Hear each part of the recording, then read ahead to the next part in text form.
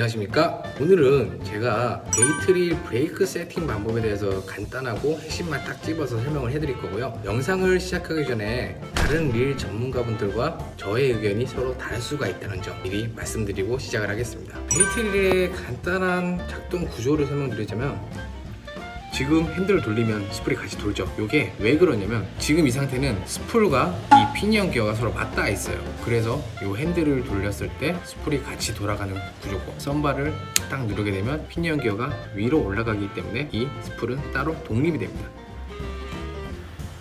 그래서 스풀만 따로 독립적으로 회전을 하게 되는 거예요. 자, 그럼 썸바를 누른 상태에서 캐스팅을 하잖아요. 근데 문제가 뭐냐, 바로 백래시예요. 백래시가 뭐냐면, 라인이 방출되는 양이 지나치게 많아버려서 이 방출된 라인이 서로 꼬여버리는 거예요. 즉 그 말은 이 스풀의 회전력이 지나치게 강해서 생겼다는 얘기고요. 그래서 릴에는 이 스풀 회전력을 제어하기 위한 장치가 두세 개 정도 보통 들어가 있고, 제조사마다 원심 브레이크나 마그네틱 브레이크 등으로 스풀을 회전력을 잡고 있고, 고급 기종일수록 세밀한 브레이크 조정이 가능합니다. 릴 브레이크는 어떻게 세팅을 하느냐.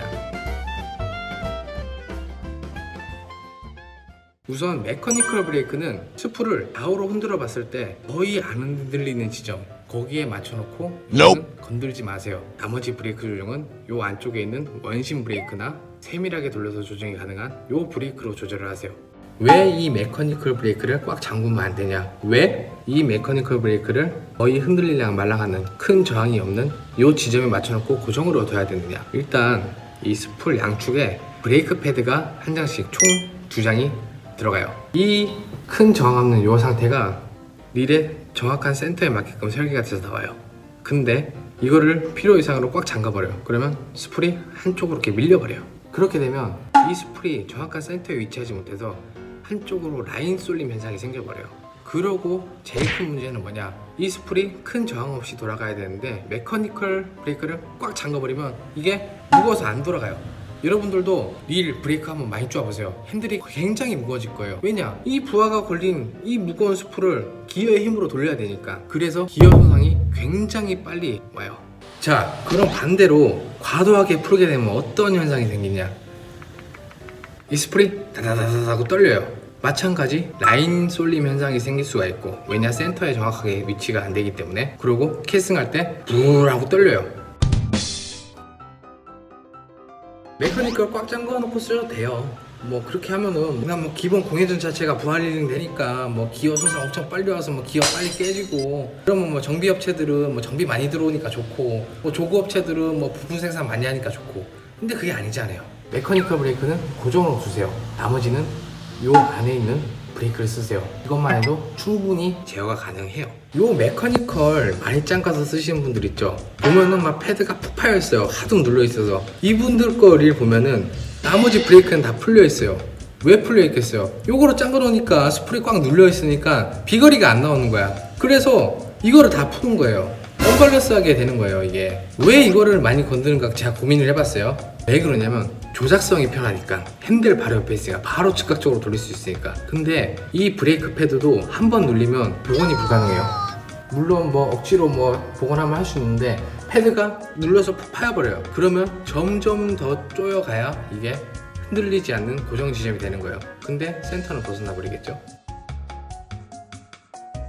자, 그럼 메커니컬은 고정해 두고 나머지 요 브레이크는 어떻게 세팅을 해야 되느냐. 요것도 마찬가지, 과하면 안 되고 약해도 안 돼요. 내 한계점에 맞춰라 해요. 내 한계점은 뭐냐, 내가 루어를 50m를 던질 능력이 있어요. 그러면 이 라인은 한 60m 정도 풀릴 브레이크 세팅으로 맞춰 놓는 거예요. 요거는 개인의 편차가 있기 때문에 그거는 맞춰가면서 조절을 하셔야 돼요. 저 같은 경우에는 요 브레이크를 어떻게 세팅을 하냐, 전 착수 서밍 거의 하지 않아요. 루어가 수면에 거의 떨어질 때쯤 부품 라인 살짝 대주는 거 말고는 크게 서밍을 하지 않아요. 착수는 할 땐 서밍을 해주죠.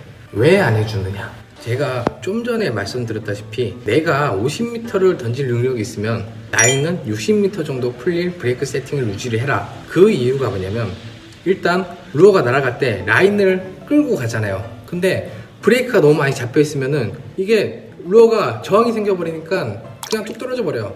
멀리 못 가고. 반대로 너무 브레이크가 많이 풀려 있으면은 백래시가 나는 거예요. 내 루어는 뭐 50m를 날아가는데 뭐 라인은 뭐 80m 세팅이 돼 있으면은 이게 라인이 많이 풀려버리니까, 그래서 백래시가 나는 거예요. 그 브레이크 지점은 여러분들이 직접 캐스팅하면서 찾으셔야 돼요. 어떻게 찾느냐, 일단 루어가 최대한 정황 없이 날아갈 수 있는 세팅값을 찾아야 돼요. 그 세팅값은 일단은 최대한 브레이크를 쪼아 보세요. 풀면서 계속 던져보세요. 그러면은 요 지점이 지금 내 한계점이구나, 요 지점이 내가 최대한 저항 없이 백러시 안 나는 그 지점이구나, 이렇게 찾으셔야 돼요. 그렇게 되면은 자기만의 공식이 생기거든요. 예를 들면 뭐 몇 그램 대는 뭐 몇 단, 어떤 채비는 몇 단, 이런 식으로 자기만의 공식이 생깁니다. 저는 아무리 서밍을 기가 막히게 해도 절대 이 세밀한 기계 장치인 이 릴 브레이크를 따라가지 못한다고 생각해요. 간혹 이 브레이크를 다 풀고 자기는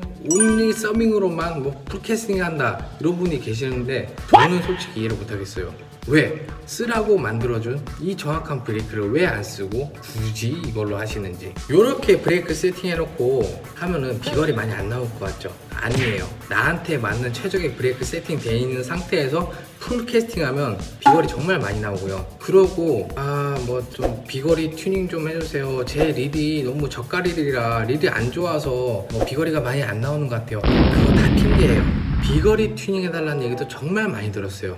제가 20살 때부터 정비를 했으니까 13년이 넘었어요. 근데 저는 의뢰가 들어올 때마다 이렇게 말씀드려요. 지금 쓰고 계신 릴 브레이크 전부 다 오픈하고 노서밍으로 노백래시 가능하시냐고. 그건 아니래요. 그러면 의미가 없어요. 왜? 비거리 튜닝이라 일반 베어링보다 훨씬 더 회전력이 몇 배는 더 좋은 고속 회전용 베어링을 넣는 건데, 그렇게 한다고 이게 비거리가 될까요? 아니에요. 오히려 브레이크를 더 잠그고 쓰셔야 돼요. 뭐 조금 늘 수는 있겠죠. 뭐 근거리 피칭이나 뭐 초기 회전력이 좋으니까 뭐 근거리 이런 거는 되게 뭐 잘 날아가겠죠. 근데 롱 캐스팅에는 크게 의미가 없어요. 저의 지극히 개인적인 생각일 뿐이고요. 어쨌든 저는 단 한 번도 비거리 튜닝을 해드린 적이 없어요. 캐스팅은 로드로 하는 거지 릴로 하는 게 아니잖아요. 정말로 스풀 베어링 상태가 안 좋아져서 회전력에 급감을 해서 비거리가 안 나오는 경우도 있어요. 근데 그거는 스풀 베어링 교체로 해결이 되는 부분이고요. 장타에 도움이 되는 일도 있어요. 스풀 구경이 넓고 무거워서 스풀 회전력이 오래 지속되는 일, 그런 일 같은 경우에는 확실히 장타가 정말 잘 나와요. 많이 도움이 돼요. 근데 막 60m 나오던 게 막 100m 나오고 막 이런 드라마틱한 변화는 없어요. 장타 치는데 도움이 될 뿐이지. 문제가 있다고 하셨던 이 릴, 사실 브레이크 세팅이 잘못됐을 뿐이지 릴에 문제가 없다. 이거 던지면 한 70m 나가겠는데요? 이렇게 말씀드리면 못 믿으세요. 이 영상을 보고 계신 여러분들 중에도 못 믿으시는 분이 계실 거예요.